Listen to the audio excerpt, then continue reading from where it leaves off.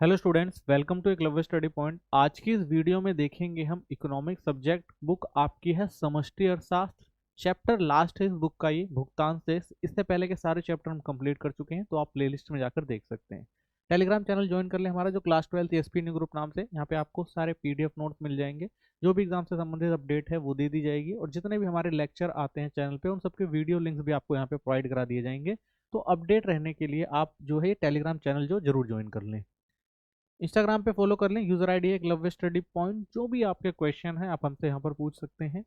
Website हमारी जरूर visit करें, जो eklavyastudypoint.com नाम से। यहाँ पे आपको हर सब्जेक्ट के chapter wise theory note, MCQ question, short question, long question, ये सब यहाँ पे आपको मिल जाएंगे। साथ ही आप हमारे चैनल पे जितने भी लेक्चर आते हैं उनके पीडीएफ नोट्स भी यहाँ से डाउनलोड कर सकते हैं। ठीक है, चलिए चैप्टर देखते हैं। चैप्टर हमारा है भुगतान से, बैलेंस ऑफ पेमेंट्स, या हम इसको बीओपी भी कहते हैं। क्या होता है भुगतान से? तो देखिए, किसी भी देश की सरकारें विदेशों के साथ होने वाले सभी लेन देन का क्या रखती है? रिकॉर्ड रखती है।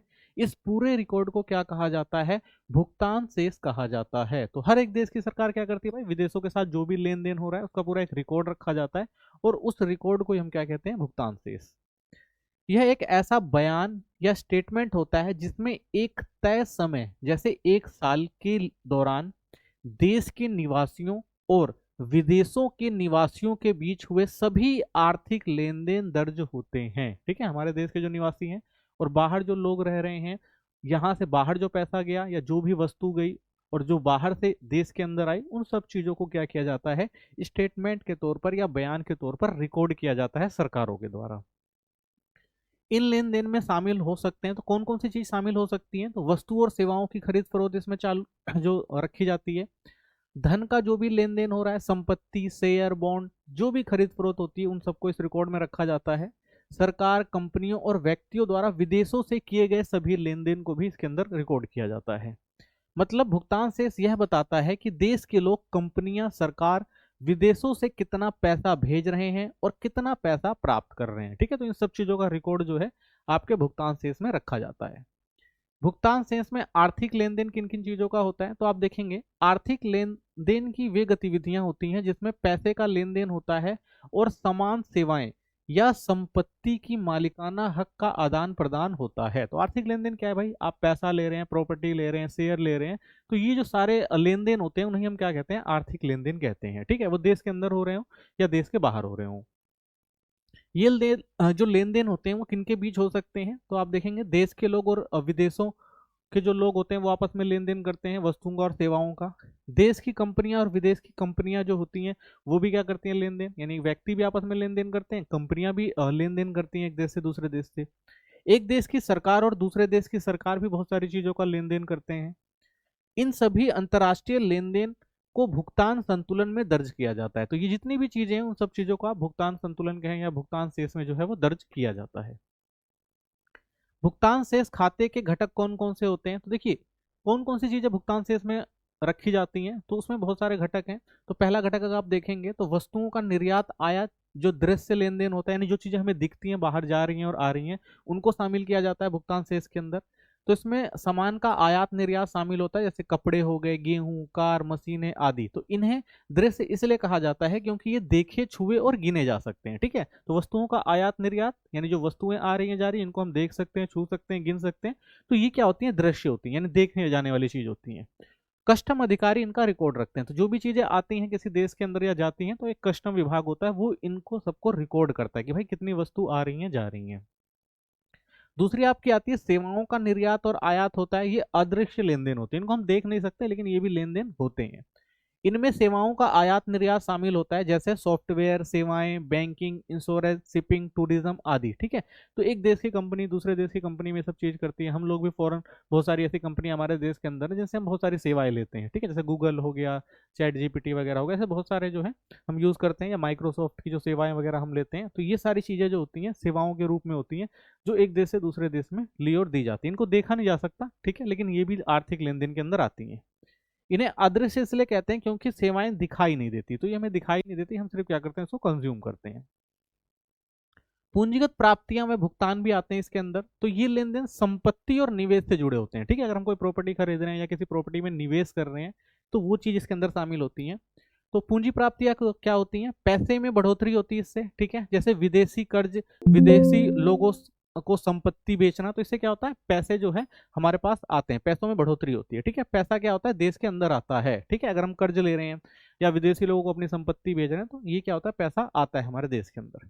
दूसरा आता है पूंजीगत भुगतान। इसमें क्या होता है? पैसे की कमी होती है, जैसे विदेशी संपत्ति खरीदना, विदेश कर्जा चुकाना, तो इससे क्या होता है? पैसा बाहर जाता है, ठीक है। तो ये किसके अंदर आते हैं? पूंजीगत प्राप्तियों के अंदर, जिसमें क्या होता है भाई? हमारा पैसा जो होता है, इसमें अगर हम पूंजीगत प्राप्तियां की बात करेंगे तो बढ़ोतरी होगी, जैसे हमने विदेशों से पैसा ले लिया या विदेशों लोगों को अपनी संपत्ति बेच दी, तो इससे क्या आता है? आपके पास पैसा देश के अंदर आता है, ठीक है। अगर वही पूंजीगत भुगतान की बात करते हैं तो इसमें पैसे की कमी आएगी, यानी आप क्या कर रहे हैं भाई? विदेशी संपत्ति खरीद रहे हैं तो आपका पैसा बाहर जाएगा, ठीक है।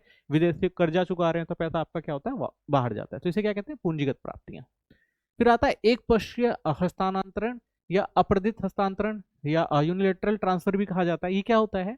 ये एक तरफा दिए जाने वाला लेन देन होता है, जिसमें वापस कुछ लेने की उम्मीद नहीं होती। यानी आपने अगर कुछ दिया है तो उसके बदले आपको कुछ मिलेगा नहीं। ये वन साइड जो होता है वो ट्रांजेक्शन, एक तरफा ट्रांजेक्शन होता है। उदाहरण, विदेशों में पढ़ रहा बच्चा घर वालों को अगर गिफ्ट भेजे, यानी बाहर अगर कोई बच्चा पढ़ रहा है वो अपने घर वालों को कोई गिफ्ट दे रहा है, तो इसे हम क्या कहते हैं? एक पक्षीय हस्तांतरण कहते हैं। दूसरा, एक देश दूसरे देश को दिया गया वित्तीय सहायता, अनुदान या दान। तो कई बार आपने देखा होगा जो गरीब देश होते हैं, जिनके पास संसाधनों की कमी होती है, तो जो अमीर देश होते हैं, जो आप देखेंगे अंतर्राष्ट्रीय संगठन होते हैं, वो कई बार उन देशों को दान वगैरह या सहायता वगैरह देते हैं, ठीक है। तो इसके बदले उनको कुछ मिलता नहीं है, लेकिन वो एक तरफा ट्रांजेक्शन होता है और उनके पास पैसा इससे आता है, ठीक है। तो ये क्या होता है? आपका एक पक्ष। तो इन चार चीजों को जो है शामिल किया जाता है अगर हम भुगतान शेष की बात करें तो, ठीक है। विदेशी मुद्रा का अंतर्वाह और बहिर्वाह। तो विदेशी मुद्रा होती है दो तरह से होती है, एक तो देश के अंदर पैसा आता है और एक देश के बाहर पैसा जाता है, ठीक है। तो इसको हम कैसे रिकॉर्ड करते हैं?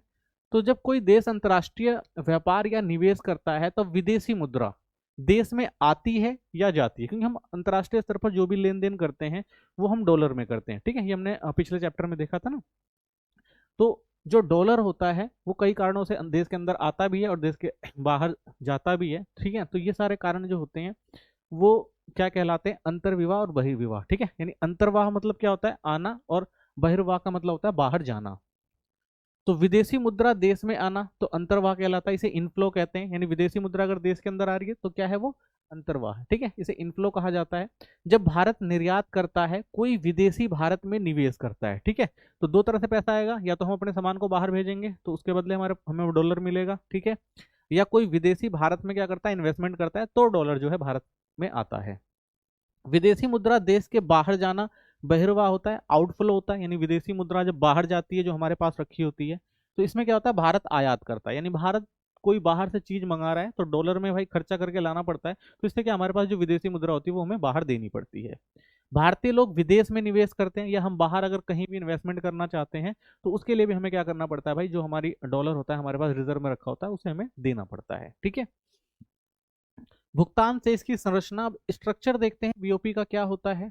तो बीओपी को दोहरी लेखा प्रणाली के अनुसार तैयार किया जाता है। इसमें हर लेन देन को दो बार दर्ज किया जाता है, डेबिट और क्रेडिट में। इसलिए बीओपी के दो हिस्से होते हैं, ठीक है। कोई भी सामान देखिए, हम किसी भी देश से व्यापार कर रहे हैं तो दो चीज होगा, या तो हम उससे सामान लेंगे या उससे सामान देंगे। तो इसलिए क्या होता है? इसको दो तरह से लिखा जाता है, यानी दो लेखा प्रणाली में इसको तैयार किया जाता है।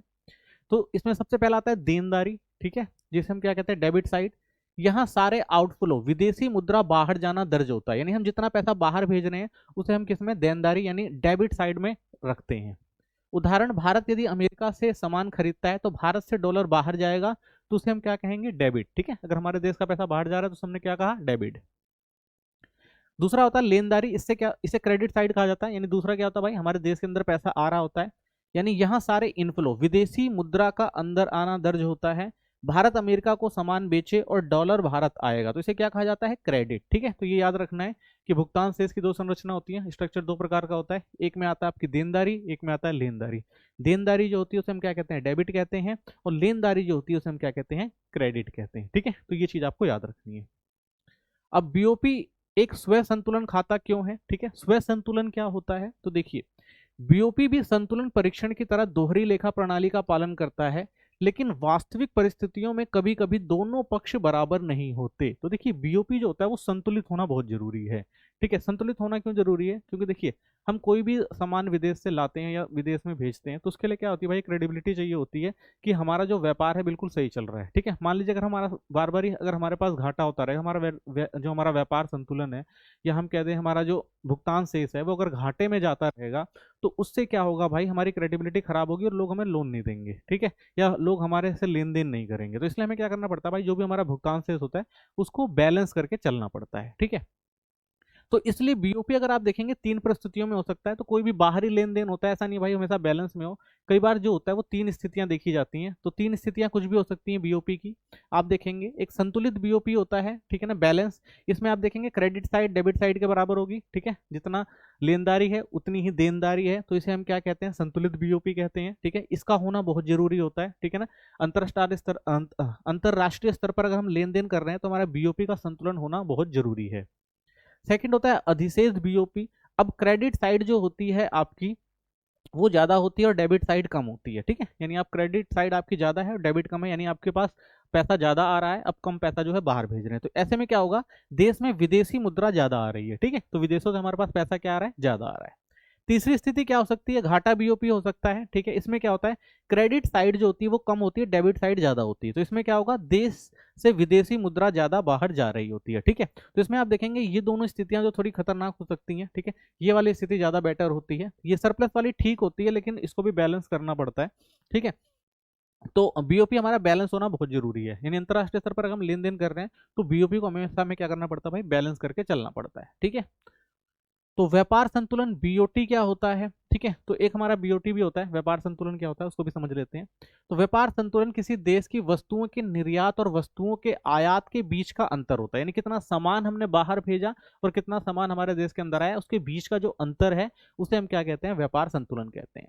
यह बताता है कि देश के कितना माल विदेशों में बेचा और कितना माल विदेशों से खरीदा गया। ठीक है, कि हमने कितना सामान देश के बाहर भेजा है और कितना सामान हमने देश से बाहर से मंगाया है, इसके बीच का जो अंतर होता है, ठीक है ना, वो हमारा क्या होता है भाई, व्यापार संतुलन। ठीक है, तो व्यापार संतुलन करना पड़ता है कई बार अगर नहीं होता है तो समीकरण व्यापार संतुलन किसके बराबर होता है भाई, वस्तुओं का निर्यात और वस्तुओं का आयात। ठीक है, अगर माइनस कर दें तो अगर हमारा क्या होता है, व्यापार संतुलन होता है। यानी जितना हमने बाहर भेजा उतना हमारे देश के अंदर आया, तो वो हमारा क्या होगा, संतुलन होता है। ठीक है, निर्यात को क्रेडिट साइड धन आने वाले और आयात को डेबिट साइड यानी धन बाहर जाने में दर्ज किया जाता है। यह सिर्फ वस्तुओं दृश्य से संबंधित होता है। ठीक है, तो हमें एक चीज और याद रखनी, जो बीओटी होती है हमारी, यानी जो हमारा व्यापार संतुलन होता है वो किस में काउंट होता है, वो हमारा काउंट होता है वस्तुओं में। जो दृश्य वस्तुएं होती हैं जो हमारी देखी जा सकती है ना, जिन वस्तुओं को हम देख सकते हैं, छू सकते हैं, ठीक है, और जिनका रिकॉर्ड रखा जाता है कस्टम विभाग के द्वारा, तो इनको हम क्या कहते हैं भाई, व्यापार संतुलन, बीओटी कहते हैं। तो ये चीज भी आपको याद रखनी है। ठीक है,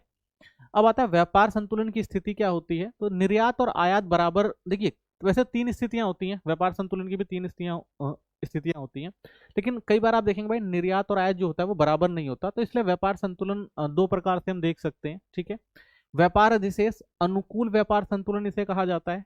जब किसी देश का निर्यात उसके आयात से ज्यादा हो तो उसे संतुलन का अधिशेष कहा जाता है। देशों को विदेशों से अधिक पैसा मिल रहा होता है, यह स्थिति देश के लिए अनुकूल मानी जाती है। यानी आप सामान ज्यादा बाहर भेज रहे हैं, कम सामान आप बाहर से मंगा रहे हैं, तो इसका मतलब क्या है, आपका जो संतुलन है वो अधिशेष में है। ठीक है ना, जो आपका व्यापार संतुलन है वो अधिशेष में, यानी आप ज्यादा व्यापार कर रहे हैं, आपको फायदा ज्यादा हो रहा है, आपके पास पैसा ज्यादा आ रहा है। ठीक है, तो ये पहली स्थिति होती है। एक तो हमने देखा भाई बराबर भी हो सकती है, लेकिन बराबर हर बारी हो ऐसा हो नहीं सकता भाई कि जितना आप आयात कर रहे हैं उतना निर्यात करें, तो ये ज्यादातर आप देखेंगे बराबर होता नहीं है। ठीक है, पहली स्थिति। दूसरी स्थिति आप देख रहे हैं व्यापार अधिशेष, यानी आप क्या कर रहे हैं भाई, सामान विदेशों में ज्यादा बाहर भेज रहे हैं और विदेशों से कम सामान ले रहे हैं, तो इसका मतलब क्या है, आपके पास क्या है, संतुलन का अधिशेष है, यानी आपके पास ज्यादा अधिशेष बच रहा है। ठीक है, दूसरा इसमें और क्या हो सकता है, व्यापार घाटा हो सकता है, यानी प्रतिकूल व्यापार संतुलन कहा जाता है इसे। जब किसी देश का आयात उसके निर्यात से ज्यादा हो तो संतुलन का घाटा कहा जाता है। देश से ज्यादा धन बाहर जा रहा है, यह स्थिति देश के लिए प्रतिकूल मानी जाती है। ठीक है, तो इसमें क्या होता है भाई, कि आप सामान बाहर से ज्यादा खरीद रहे हैं और हमारे देश से सामान जो है वो बाहर कम जा रहा है। ठीक है, तो इस समय क्या होगा भाई, हमारा पैसा जो होगा वो क्या होगा, बाहर जा रहा होगा। ठीक है, तो इसलिए क्या होगा, ये संतुलन का घाटा होता है। ठीक है, तो टोटल आप देखेंगे व्यापार संतुलन की तीन स्थितियां हो सकती हैं। बराबर भी हो सकती है, लेकिन बराबर हमेशा होती नहीं है, कि ऐसा होता नहीं कि भाई हमेशा जितना आप सामान भेज रहे हो उतना सामान आप मंगा रहे हो। ठीक है ना, तो ये क्या हो सकता है, या तो ज्यादा हो सकता है या तो कम हो सकता है। ठीक है, तो इसे हम क्या कहते हैं, व्यापार संतुलन की स्थिति कहते हैं। भुगतान शेष खाता एवं उसके घटक क्या है? तो देखिए ये दो प्रकार के होते हैं। अगर हम भुगतान शेष की बात करते हैं तो इसमें दो प्रकार के जो खाते होते हैं वो देखे जाते हैं। सबसे पहला आपका आता है चालू खाता, ठीक है। दूसरा जो आता है आपका वो आता है पूंजी खाता, ठीक है। तो चालू खाते में कौन कौन सी चीजें आती हैं? वस्तुओं का निर्यात और आयात, सेवाओं का निर्यात व आयात, एक पक्षीय हस्तांतरण और आय से संबंधित लेन देन होता है, ठीक है। दूसरा जो आता है आपका विदेशी निवेश, उधार या ऋण और विदेशी मुद्रा भंडार में परिवर्तन। तो ये आपका किसके अंदर आता है? पूंजीगत खाते के अंदर। तो दो तरह के खाते होते हैं आपके भुगतान से इसके अंदर, एक चालू खाता होता है और एक पूंजी खाता होता है, ठीक है। अब देखिए, अब हम क्या करेंगे कि हम पहले समझते हैं कि भुगतान शेष जब हम बनाते हैं, ठीक है, एक टेबल बनाई जाती है, तो भुगतान शेष की टेबल कैसे बनती है उसके द्वारा इनको हम बाद में क्या है डिटेल में समझेंगे। पहले हम भुगतान शेष का जो डेटा होता है वो किस तरह से मैनेज किया जाता है उसको समझते हैं। तो ये रहा हमारा टेबल। अब समझते हैं भुगतान शेष खाता किस तरह से मैनेज किया जाता है। तो इस टेबल के माध्यम से हम अच्छे से समझेंगे कि भाई भुगतान शेष में जो भी चीजें आती हैं उनको कैसे मैनेज किया जाता है, ठीक है। तो देखिए भुगतान शेष में दो चीजें होती हैं, एक देनदारी होती है और एक लेनदारी होती है, ठीक है। तो इसके अंदर डेबिट आइटम आते हैं, आउटफ्लो, यानी जो भी पैसा हमारा विदेशों में जाता है तो उसे हम क्या कहते थे? आउटफ्लो। और जो भी पैसा विदेशों से हमारे देश के अंदर आता था उसे हम क्या कहते थे? इनफ्लो, ठीक है। तो इसमें लेनदारियां आती हैं। तो भुगतान शेष के दो खाते होते हैं। दो खातों में आप देखेंगे सबसे पहला आता है चालू खाता। तो चालू खाते में कौन सी चीजें होती हैं भाई? वस्तुओं का आयात होता है, ठीक है ना, यानी वस्तुएं जो है आप बाहर से मंगाते हैं, उसके बदले पैसा क्या है विदेशों में भेजते हैं।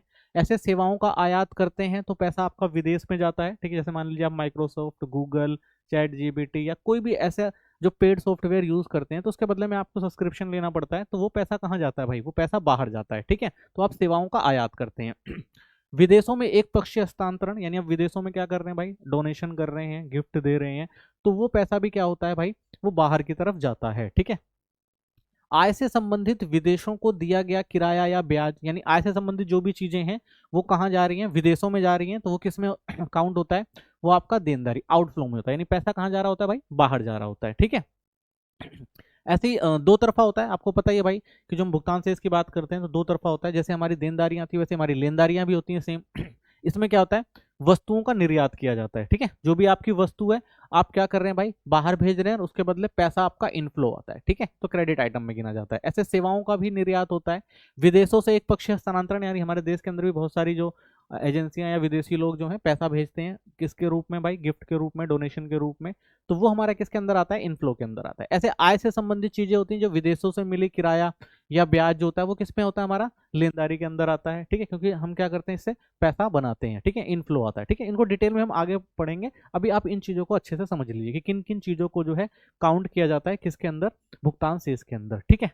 तो इसमें एक चीज और आप समझिए कि ये जो हमारा लेन देन होता है, ठीक है, तो ये लेन देन तीन तरह से हो सकता है, ठीक है। या तो क्या होगा भाई? वो आप पॉजिटिव हो सकता है, यानी हो सकता है कि भाई हमारी देनदारियां जो हैं वो क्या हो?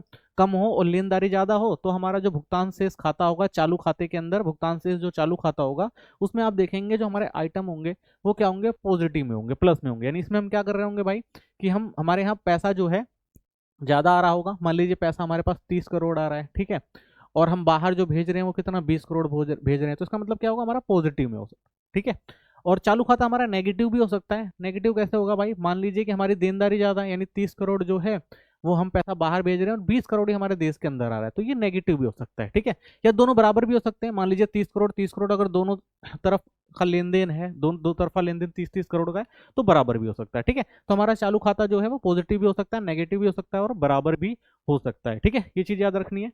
इसी में एक चीज और आती है आपकी, जो हमारी दृश्य माध्य होते हैं, यानी जो वस्तुओं का आयात निर्यात होता है, इसे हम क्या कहते हैं?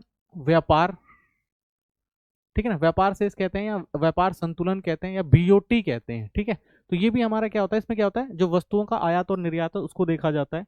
तो ये भी हमारा तीन तरह से हो सकता है, हमने पढ़ा भी था अभी ऊपर। प्लस भी हो सकता है, नेगेटिव भी हो सकता है और बराबर भी हो सकता है, ठीक है ना, कि वस्तुओं का आयात निर्यात बराबर हो रहा हो, या वस्तुओं का आप आयात ज्यादा कर रहे हो, निर्यात कम कर रहे हो, ठीक है। तो ये तीनों कंडीशन इसके अंदर भी हो सकती है, ठीक है। तो ये हमारा चालू खाता हो गया, ठीक है। फिर आता है हमारा नेक्स्ट पूंजी खाता, ठीक है। पूंजी खाते में कौन कौन सी चीजों को ऐड किया जाता है? तो पूंजी के जो खाते होते हैं उसमें आप देखेंगे विदेशों में उधार, ठीक है, यानी आप विदेशों में उधार ले रहे हैं, ठीक है ना। तो विदेशों में अगर आप विदेशों में अगर उधार लिया जा रहा है, विदेशों में अगर आप उधार ले रहे हैं तो इसका मतलब क्या होगा भाई?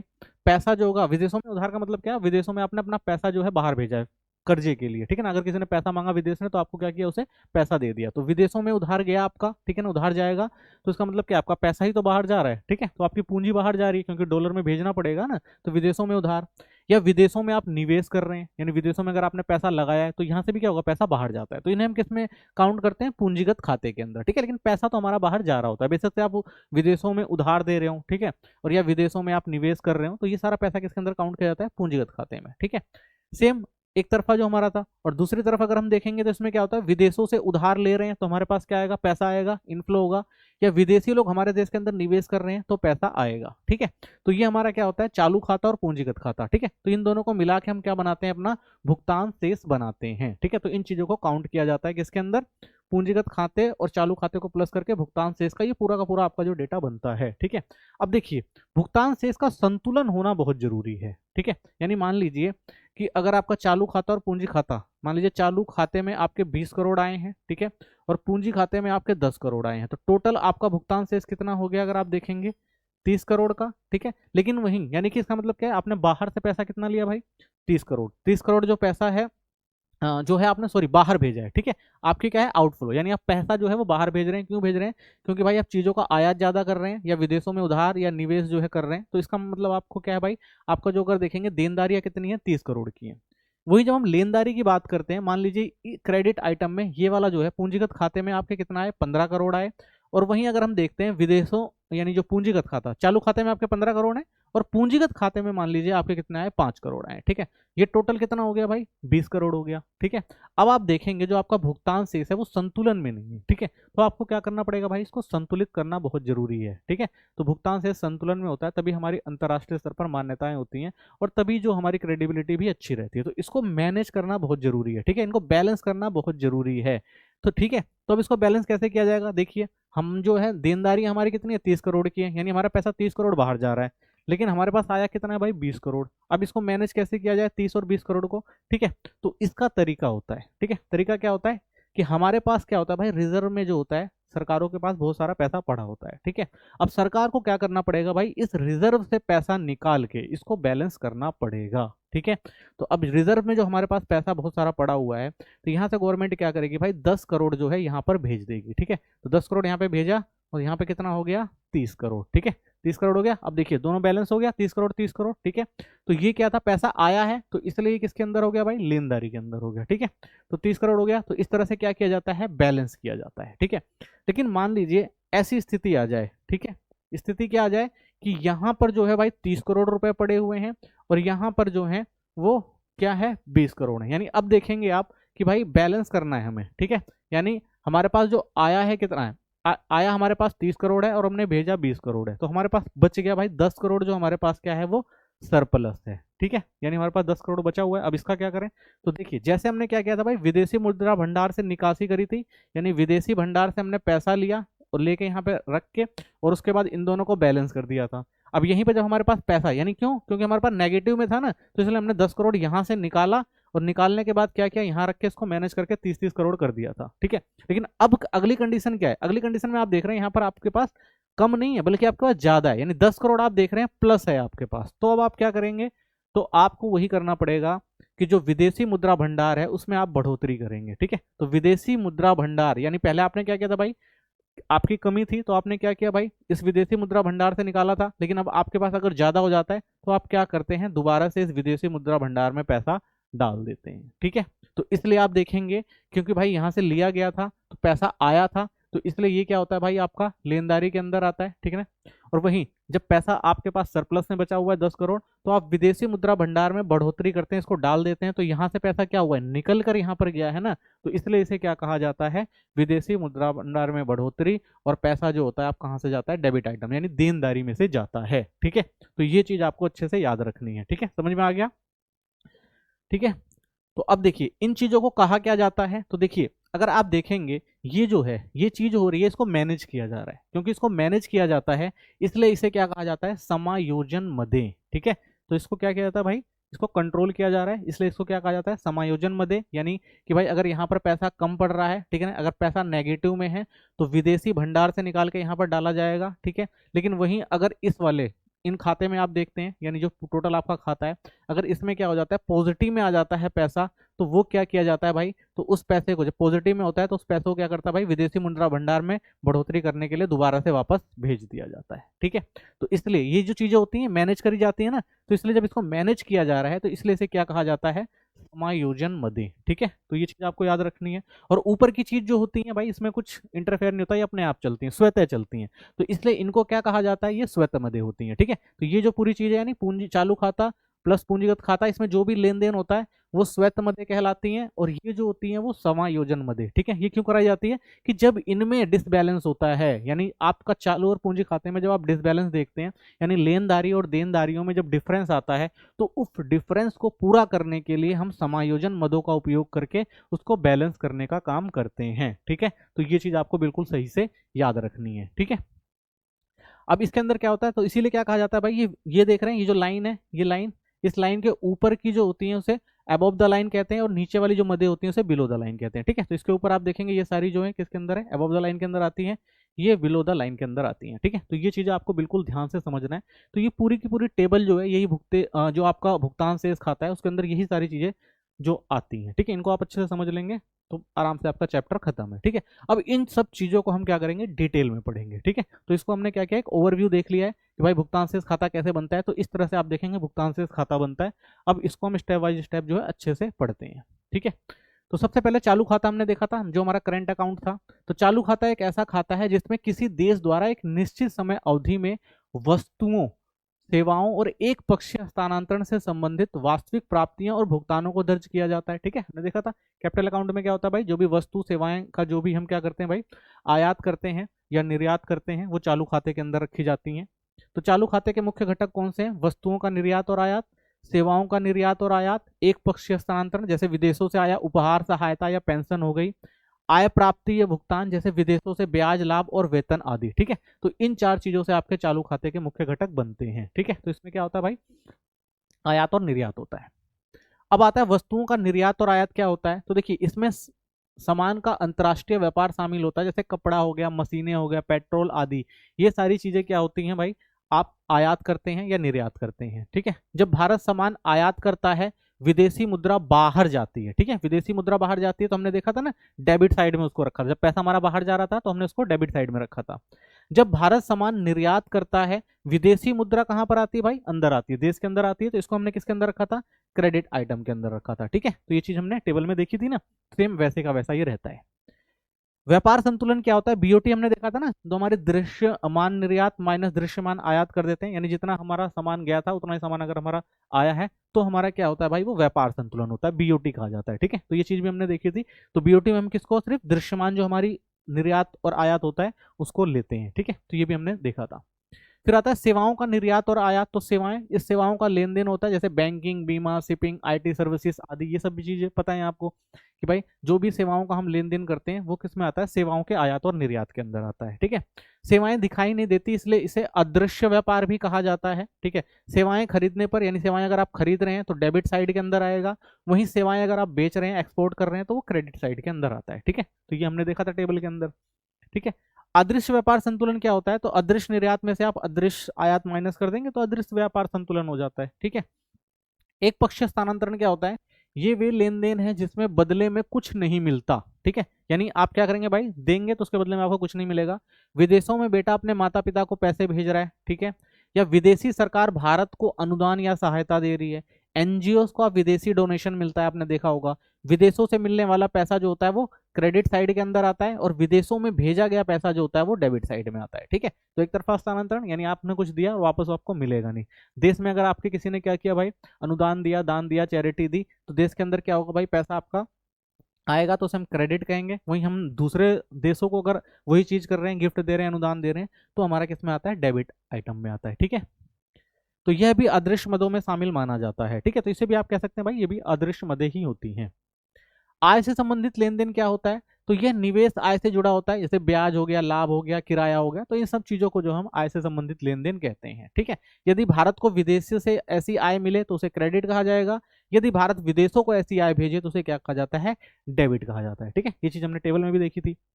अब आता है चालू खाता संतुलन, तो चालू खाता जो संतुलन हमने देखा किस तरह से था, ठीक है। तो चालू खाते में वही चीज है भाई, चालू खाता अधिशेष है, तो जब क्रेडिट आइटम आपका ज्यादा है, डेबिट कम है, तो इसका मतलब क्या है भाई, इस समय व्यापार जो है अधिशेष में है।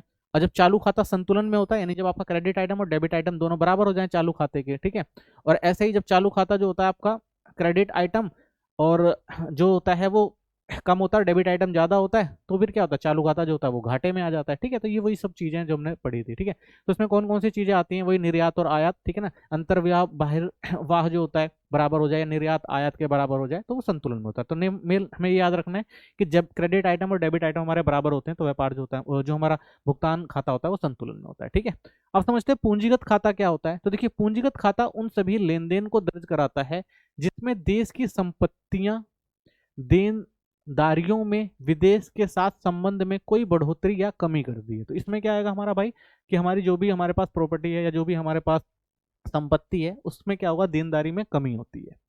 सरल शब्दों में यह खाता ऋण, निवेश और विदेश मुद्रा भंडार में होने वाले बदलावों को दिखाता है, ठीक है, कि ऋण खाते में क्या बदलाव आया और निवेश और विदेशी मुद्रा भंडार में क्या परिवर्तन आया। तो इन सब चीजों से हमें पता लगता है, ठीक है। तो इसके मुख्य 3 घटक होते हैं। विदेशी निवेश हम करते हैं तो भी, ठीक है, पूंजीगत खाते के अंदर आता है। उधार या ऋण की बात करते हैं, ये भी हमारा पूंजीगत खाते के अंदर आता है। विदेशी मुद्रा भंडार में जो परिवर्तन आता है वो भी किसके अंदर आता है, आपका पूंजीगत खाते के अंदर आता है, ठीक है। तो ये 3 चीज होती है, ठीक है।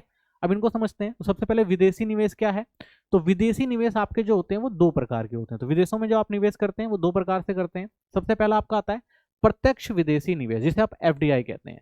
इसका मतलब है विदेशों में ऐसी परिसंपत्तियां खरीदना जिसमें नियंत्रण मिल जाए, ठीक है। यानी आप विदेशों में ऐसी कंपनी बनाते हैं जिसपे पूरा नियंत्रण जो होता है आपका होता है। जैसे टाटा द्वारा किसी विदेशी कंपनी को खरीद लेना, एफडीआई में निवेशक उस संपत्ति का पूरा नियंत्रण रखता है। तो जैसे मान लीजिए आपके पास जो हमारे देश के अंदर एक टाटा कंपनी है, वो विदेश में जाती है, कोई भी बी कंपनी है, ठीक है, उस पूरी बी कंपनी को खरीद लेती है, टेक ओवर कर लेती है, तो ये क्या होगा भाई, ये आपका एफडीआई कहलाएगा। यानी पूरा निवेश करके किसी एक कंपनी को ऑक्यूपाई कर लेना, उसके सारे राइट जो है वो खरीद लेना, तो उसे क्या कहा जाता है, एफडीआई, ठीक है। तो विदेशी निवेश 2 प्रकार के होते हैं। पहला आपने देखा प्रत्यक्ष विदेशी निवेश, जिसमें एफडीआई आता है, यानी आप किसी भी विदेशी कंपनी को पूरा खरीद लेंगे, टेक ओवर कर लेंगे, तो उसे एफडीआई कहा जाता है। दूसरा जो होता है आपका पत्राधार निवेश होता है। तो इसमें विदेशों में शेयर या प्रतिभूतियां खरीदी जाती हैं, लेकिन किसी प्रकार का नियंत्रण नहीं मिलता, ठीक है। तो इसमें क्या होता है, आप किसी भी जो वहां पर कंपनी होगी उस कंपनी के कुछ शेयर खरीद लेंगे, तो टोटल कंट्रोल आपके पास नहीं होता, लेकिन आप उस कंपनी के शेयर होल्डर बन जाते हैं, यानी कुछ जो कुछ मालिकाना हक जो है आपको वहां का मिलता है। जैसे टाटा द्वारा किसी विदेशी कंपनी के कुछ शेयर खरीद लेना, ठीक है। तो जैसे मान लीजिए कोई भी एक कंपनी है, टाटा ने क्या किया भाई, विदेशी उस कंपनी के मान लीजिए 20% 30% शेयर खरीद लिए, तो उससे क्या होगा भाई, प्रॉफिट मिलता रहेगा इस कंपनी को भी। तो इस तरह से निवेश किया जाता है, तो इसे क्या कहते हैं, पत्राधार निवेश कहते हैं, ठीक है। लेखांकन में देखिए, यदि कोई विदेशी भारत में एफडीआई या एफआईआई करता है तो देश में विदेशी मुद्रा आती है, ठीक है। तो अगर कोई भी विदेशी भारत में क्या कर रहा है भाई, एफडीआई लेके आ रहा है, मान लो विदेश की जो कंपनी है वो हमारे यहाँ एफडीआई कर रही है, यानी फॉरेन डायरेक्ट इन्वेस्टमेंट, हमारे देश की कोई कंपनी खरीद रही है, तो इसका मतलब क्या होगा भाई, पैसा जो आएगा ना हमारे पास, क्यों, क्योंकि भाई उसने हमारी कंपनी खरीदनी है तो पैसा तो देगा ही देगा। तो इस समय क्या होगा, जो पैसा होगा वो प्लस में आएगा, यानी क्रेडिट में आएगा, ठीक है, विदेशों से पैसा हमारे देश के अंदर आएगा। वहीं यदि भारत के निवासी विदेशों में एफडीआई एफआईआई करते हैं, मान लीजिए हमारे यहाँ का कोई एक व्यक्ति है, टाटा कंपनी है, वो विदेशी की कंपनी कोई खरीद रही है, तो यहाँ का पैसा बाहर जाएगा तभी तो वो खरीदेगी, तो ये किस में आएगा, ये माइनस में आता है। तो ये विदेशी मुद्रा बाहर जाती है, ये डेबिट में आता है, यानी माइनस में आता है, ठीक है। फिर आता है ऋण और उधार, इसे भी 2 भाग में बांटा जाता है। ये क्या होता है आपका, ये व्यावसायिक ऋण होता है। इसका अर्थ है कि सरकार या निजी क्षेत्र द्वारा अंतर्राष्ट्रीय मुद्रा बाजार से ऋण लेना, ठीक है। तो सरकार क्या करती है भाई, कई बार आप देखते हैं कि कमी होती है तो विदेशों से पैसा लेते हैं, ठीक है। तो जब सरकार विदेशों से पैसा लेती है, ठीक है, और दूसरा देखते हैं अंतर्राष्ट्रीय मुद्रा कोष, आईएमएफ से ऋण मिलता है, ये अंतर्राष्ट्रीय मुद्रा कोष से मिलने वाला ऋण है। इस पर ब्याज दर अंतर्राष्ट्रीय बाजार की तुलना में कम होती है। ये सभी ऋण निर्माण लेन देन होता है, ठीक है। तो 2, एक तो भाई किसी कंपनी से, कोई बाहर की कंपनी है, उस कंपनी से अगर देश में लोन लिया गया है। दूसरा होता है भाई अंतर्राष्ट्रीय संस्थाएं, उससे भी लोन लिया जाता है, वो कम ब्याज पे मिल जाता है, ठीक है, लेकिन होता तो वो लोन ही है, पैसा ही लिया जाता है। तो लेखांकन की अगर बात करते हैं, विदेशों से ऋण लेना, विदेशी मुद्रा का प्रवाह क्रेडिट होगा, यानी अगर हम विदेशी कंपनियों से ले रहे हैं पैसा तो भी हमारे देश के अंदर आ रहा है तो क्रेडिट में आएगा। अंतर्राष्ट्रीय जो संस्थाएं हैं उनसे अगर हम पैसा ले रहे हैं तो वो भी हमारे देश के अंदर पैसा आ रहा है तो वो क्रेडिट के अंदर आएगा, ठीक है, तो क्रेडिट में गिना जाता है। वहीं क्या होता है, विदेशों को ऋण देना या ऋण चुकाना। अगर हम क्या कर रहे हैं भाई, विदेशों को अपना पैसा ऋण पे दे रहे हैं तो हमारा पैसा बाहर गया, ठीक है, तो वो भी पूंजीगत खाते के अंदर आता है, यानी माइनस होगा डेबिट, क्योंकि पैसा बाहर जा रहा है। या हमने विदेशों से ऋण लिया था, हम पैसा बाहर चुका रहे हैं, तो वो भी किसके अंदर जाता है भाई, वो भी डेबिट के अंदर जाता है, माइनस, क्योंकि हमारा पैसा निकल कर कहाँ जा रहा है, बाहर जा रहा है, ठीक है। फिर आता है विदेशी मुद्रा भंडार में परिवर्तन। तो विदेशी मुद्रा भंडार देश के केंद्रीय बैंक द्वारा रखी गई विदेशी मुद्राओं की परिसंपत्तियां होती हैं, ठीक है। तो जो भी हमारे पास विदेशी मुद्रा भंडार है, केंद्रीय बैंक में रखी गई जो भी विदेशी मुद्रा है, तो वो परिसंपत्तियां जो हैं, उसमें अगर आप देखेंगे भुगतान शेष में, तो भंडार से निकासी देश में विदेशी मुद्रा आती है। अगर हमने भंडार से निकाला, मान लीजिए हमें भाई देश में पैसे की जरूरत है, तो विदेशी मुद्रा भंडार को निकाल के किस में रखा जाएगा भाई, फ्लो में लाया जाएगा। तो पहले वो रखा हुआ था तो वो सेफ था, लेकिन वो जैसे ही किसके अंदर आया भाई, मार्केट में चलने के लिए आया, तो वो क्या हुआ, वो क्रेडिट हुआ ना, तो पैसा आया, तो उसे हम किस में काउंट करते हैं, वो हमारा होता है क्रेडिट में, ठीक है। भंडार में वृद्धि, विदेशी मुद्रा जमा की जाती है। मान लीजिए अब हमारे पास पैसा ज्यादा आ गया है, बाजार में पैसा ज्यादा है, तो उसको निकाल के हमने किसके अंदर रखा भाई, उस जो भी हमारा जो राहत, जो भी हमारा कोष है, उस कोष के अंदर रखकर हम उस पैसे को वापस, यानी जो भी एक्स्ट्रा पैसा बचा हुआ है उसके अंदर डालेंगे, तो वो किसके अंदर आ जाता है, माइनस के अंदर आ जाता है, ठीक है। यानी अगर भंडार से पैसा निकाल के मार्केट में लाया गया है तो वो पॉजिटिव में होता है, यानी क्रेडिट में आता है। वहीं भंडार में बहुत ज्यादा पैसा, उसको निकाल के वापस किसके अंदर डाला जा रहा है भाई, बैंक के अंदर स्टोर करके रखा जा रहा है, तो जैसे ही वो स्टोर होने के लिए जाएगा तो किसके अंदर आ जाएगा भाई, डेबिट, यानी माइनस के अंदर जाएगा। तो इसलिए विदेशी मुद्रा भंडार का परिवर्तन भी पूंजी खाते का ही हिस्सा होता है, ठीक है। तो जो भी हम मुद्रा भंडार में परिवर्तन करते हैं, यानी मुद्रा भंडार से पैसा निकाल कर लगाते हैं, तो वो तो हमारा क्या होता है, वो पॉजिटिव में आता है, लेकिन वही पैसा अगर हम वापस कोस्ट में रखते हैं तो नेगेटिव में जाता है, ठीक है। तो इसलिए हम इसको भी क्या करते हैं, पूंजीगत खाते में ही रखते हैं, ठीक है। तो इन तीन तरह से आप देखेंगे पूंजीगत खाते होते हैं आपके, ठीक है। पूंजी खाते का संतुलन, तो इसमें भी सेम वही है, अधिशेष बच जाता है जब क्रेडिट आइटम जो होते हैं वो कम हो, डेबिट आइटम क्रेडिट आइटम ज्यादा हो और डेबिट आइटम कम हो, ठीक है, तो भी क्या होगा, ये अधिशेष हो जाता है। वहीं अगर क्या होगा, घाटा कब होगा, जब क्रेडिट आइटम आप देखेंगे कम हो जाता है और डेबिट आइटम जब ज्यादा हो जाता है तो वो घाटा हो जाता है। वहीं जब जब क्रेडिट आइटम किसके बराबर होते हैं, डेबिट आइटम के बराबर होते हैं, तो वो संतुलन होता है, ठीक है। तो इसमें कुछ चीजें आती हैं, इसको आप देख लेना। अब समझते हैं चालू खाता और पूंजीगत खाता में क्या अंतर है, ठीक है। तो कई बार इसमें क्वेश्चन आता है, तो इसको समझ लेते हैं। तो भाई अर्थ क्या है, यह खाता उन सभी लेन देन का दर्ज करता है जो वास्तविक वस्तु सेवाओं और एक तरफा हस्तांतरणों से जुड़े होते हैं और जो एक निश्चित समय अवधि में होते हैं, ठीक है। तो इसमें जो भी वस्तु हो गई, सेवा हो गई, एक तरफा हस्तांतरण हो गया, आय वगैरह हो गई, उन सबको इसके अंदर काउंट किया जाता है, किसके अंदर, चालू खाते के अंदर। वहीं जब हम पूंजीगत खाते की बात करते हैं, तो यह खाता उन सभी लेन देन को दर्ज करता है जो देश की परिसंपत्तियों और देनदारियों पर प्रत्यक्ष या अप्रत्यक्ष प्रभाव डालते हैं, ठीक है। तो इसमें देनदारियों पर भी प्रभाव पड़ता है, कुछ देने के बाद कुछ मिलता है, ठीक है। फिर आता है लेन देन का प्रकार। तो ये ऐसे लेन देन जिनमें देश की परिसंपत्तियां या देनदारियों पर कोई प्रभाव नहीं पड़ता, ठीक है। तो इसमें परिसंपत्ति पे कोई प्रभाव नहीं पड़ता। वहीं जब हम बात करते हैं किसकी, पूंजीगत खाते में, तो परिसंपत्तियों और देनदारियों में परिवर्तन आता है इसके अंदर, ठीक है। प्रभाव, यह देश की वर्तमान आय को प्रभावित करता है, ठीक है। तो ये देश की क्या भाई, वर्तमान आय को प्रभावित करता है। यह देश की पूंजी बाजार को प्रभावित करता है, ठीक है। संकल्पना, यह एक प्रवाह अवधारणा है क्योंकि इसे एक निश्चित समय अवधि में मापा जाता है। तो ये क्या भाई, एक प्रवाह अवधारणा है, निश्चित समय अवधि पर भाई एक साल के अंदर कितना सामान आया गया, ठीक है। यह स्टॉक अवधारणा है क्योंकि इसे किसी समय बिंदु पर मापा जाता है, तो एक समय बिंदु पर इसका उपयोग किया जाता है भाई, एक समय पे कितना उधार लिया गया, दिया गया, ठीक है। किससे संबंधित है, यह गैर पूंजीगत वस्तुओं और सेवाओं से जुड़ी प्राप्तियों के भुगतानों से संबंधित है, ठीक है। तो इसमें गैर पूंजीगत चीजें आती हैं। यह वित्तीय संसाधनों और उनके उपयोग से संबंधित, तो इसमें आपको क्या करते हैं भाई, जो वित्तीय आपके पास संसाधन होते हैं उनका इस्तेमाल करना पड़ता है, ठीक है। यानी अपना पैसा देते हैं, ठीक है, कोई परिसंपत्ति देते हैं तो उसके बदले मिलता है ना, तो वित्तीय संसाधनों के बदले मिलता है ये। घाटा, चालू खाते का घाटा तब होता है जब निर्यात प्राप्त विदेशी मुद्रा आयात पर खर्च विदेश मुद्रा से कम हो, ठीक है। तो घाटा कब होगा, जब भाई आप क्या कर रहे हैं, आयात जो है आप ज्यादा कर रहे हैं, निर्यात आप कम कर रहे हैं, तो उस समय आपको यहाँ पे घाटा होता दिखाई देता है, ठीक है। पूंजी खाते का घाटा तब होता है जब विदेशों से प्राप्त निवेश की राशि विदेशों को दिए गए ऋण या निवेश से कम हो। तो इसमें क्या होता है भाई, इसमें भी सेम चीज है, आप जो पूंजीगत खाता है आपका, आप क्या कर रहे हैं भाई, विदेशों से ज्यादा पैसा ले रहे हैं, ठीक है, और विदेशों को कम लोन दे रहे हैं, ठीक है, और आपको ऋण ज्यादा चुकाना पड़ रहा है, तब क्या होता है, आपका घाटा होता है इसके अंदर। घटक सूत्र, तो चालू खाता जो होता है वो वस्तुओं और सेवाओं के निर्यात प्लस आयात प्लस चालू हस्तांतरण से बनता है, ठीक है। वहीं पूंजीगत खाते के बाद विदेशों से ऋण उधार, विदेशों से ऋण उधार प्लस विदेशों से निवेश होने वाले लेन देन, विदेशी मुद्रा भंडार में परिवर्तन, ठीक है, इन सब चीजों को ऐड करके किया जाता है, ठीक है। तो ये इनके जो है सूत्र हैं, ठीक है, तो इनको आप कर लेना, इंपॉर्टेंट है, कई बार आता है पेपर में। फिर आता है आपका व्यापार संतुलन, यानी बीओटी और भुगतान शेष क्या है। तो देखिए, बीओटी केवल दृश्य वस्तुओं के निर्यात और आयात के अंतर को दर्शाता है। तो हमने देखा था इसमें जो भी दृश्य वस्तुएं होती हैं, ठीक है ना, उनका लेन देन किया जाता है। वहीं जब हम भुगतान शेष की बात करते हैं तो देश में जो निवासी और विदेशों के बीच होने वाले सभी आर्थिक लेन देन को व्यवस्थित रिकॉर्ड रखा जाता है। तो इसमें सारी चीजें आती है, इसमें चालू खाता भी आता है, आपका पूंजीगत खाता भी आता है, तो सारी चीजों को लेकर रिकॉर्ड किया जाता है। इसमें सिर्फ दृश्य वस्तुओं को लिया जाता है, ये केवल दृश्य वस्तुएं शामिल होती हैं। तो इसमें दृश्य अदृश्य सेवाएं एक तरफा पूंजी हस्तांतरण सब शामिल होते हैं, ठीक है, सबको शामिल किया जाता है, इसमें सिर्फ दृश्य वस्तुओं को। पूंजीगत लेन देन, किसी भी पूंजीगत लेन देन को शामिल नहीं किया जाता, उसमें पूंजीगत चीजें नहीं आती, लेकिन सभी प्रकार के पूंजीगत लेन देन को इसमें शामिल किया जाता है। परिधि, यह संकुचित अवधारणा है और बीओपी का केवल एक हिस्सा है। तो ये क्या है भाई, ये बीओपी का ही एक हिस्सा है, ठीक है, जो दृश्य आयात और निर्यात होता है उसका। यह एक व्यापक अवधारणा है और बीओटी को भी इसमें शामिल किया जाता है। और ये तो देखिए, ये बीओपी में ये चीज भी शामिल होती है, बीओटी भी शामिल होती है, ठीक है, तो ये इसी का ही एक हिस्सा है, ठीक है। प्रतिकूल बीओटी को अनुकूल बीओपी से पूरा किया जा सकता है, ठीक है। तो अब मान लीजिए कि भाई आप लग रहा है कि बीओटी में कुछ समस्या आ रही है, तो बीओपी से यूज करके इसको कंट्रोल किया जा सकता है, ठीक है। लेकिन प्रतिकूल बीओटी को केवल बीओटी को पूरा नहीं किया जा सकता, लेकिन जो आपका बीओटी है, ठीक है ना, वो कभी भी भुगतान शेष को जो है वो प्रतिकूल नहीं कर सकता, ठीक है। लेकिन बीओपी जो है वो क्या कर सकता है, इसको कंट्रोल कर सकता है, ठीक है, इसको क्या कर सकता है, इसका निपटान कर सकता है। अगर मान लीजिए कि जो आपका व्यापार संतुलन है वो अच्छे से नहीं हो पा रहा है, तो हमने देखा था ना, इसके अंदर जो हमारी चीजें आती हैं उसको क्या कर सकता है, वो प्रतिकूल कर सकता है, यानी इसमें से बैलेंस निकाल के इसमें बैलेंस डाल के उसको कंट्रोल किया जा सकता है, ठीक है।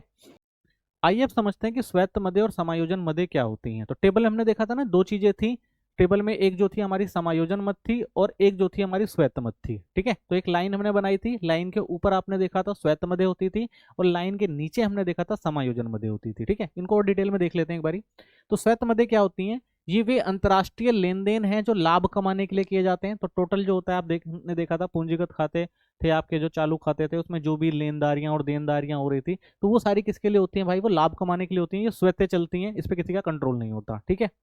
इनका भुगतान शेष की अच्छी या बुरी स्थितियों में कोई संबंध नहीं होता, ठीक है। तो इसमें कोई संबंध नहीं है, ये अपने आप चलती रहती हैं, इसमें देखती नहीं है कि भाई भुगतान शेष में घाटा हो रहा है, पॉजिटिव है या नेगेटिव है, ये सब चीजें नहीं देखती, ये ऐसे ही इन मदों में लेन देन जो है ऐसे ही होता रहता है।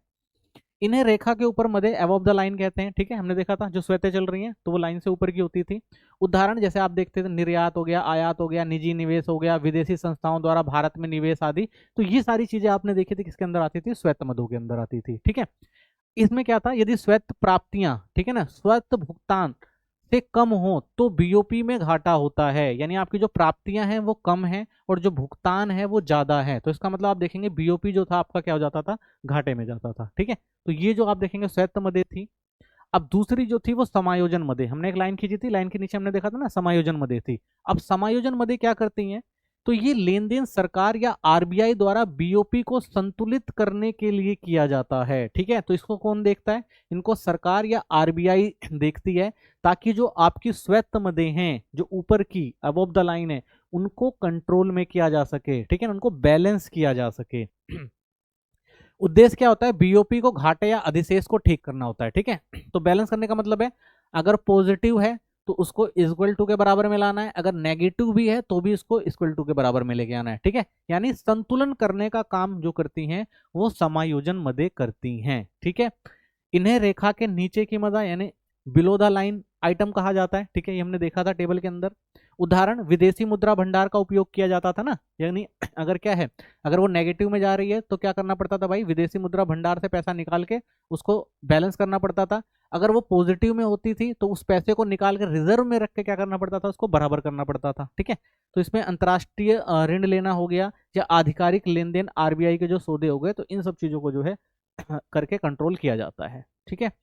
तो जब बीओपी में घाटा होता है तो इसे पूरा करने के लिए समायोजन मदों का प्रयोग किया जाता है। तो देखा था हमने, जब भी बीओपी आपकी घाटे में जाती है तो हम क्या करते हैं, समायोजन मदों से उसे बैलेंस करने का काम करते हैं, ठीक है।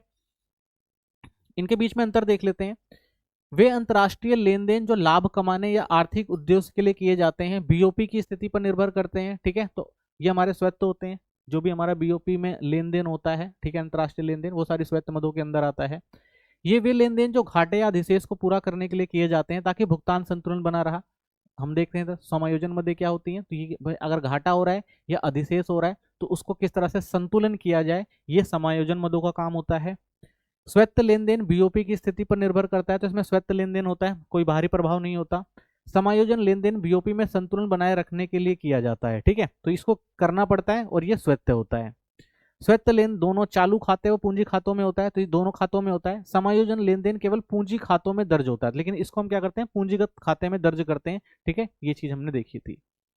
अन्य नाम, इन्हें रेखा से ऊपर की मदे कहा जाता है, यानी अबव द लाइन भी कहा जाता है। इन्हें रेखा के नीचे मदे यानी बिलो द लाइन कहा जाता है। ठीक है, तो ये आपका जो है इनमें डिफरेंस हो गया। ठीक है, तो अब बिल्कुल इनको ध्यान से देखना, याद कर लेना, ये भी इंपॉर्टेंट है, पेपर में कई बार आता है। ठीक है, तो इसी के साथ आपका जो चैप्टर है ये खत्म होता है। मिलते हैं नेक्स्ट वीडियो में। चैनल को सब्सक्राइब करें, वीडियो को लाइक करें, कोई कमेंट है तो जरूर करें। धन्यवाद।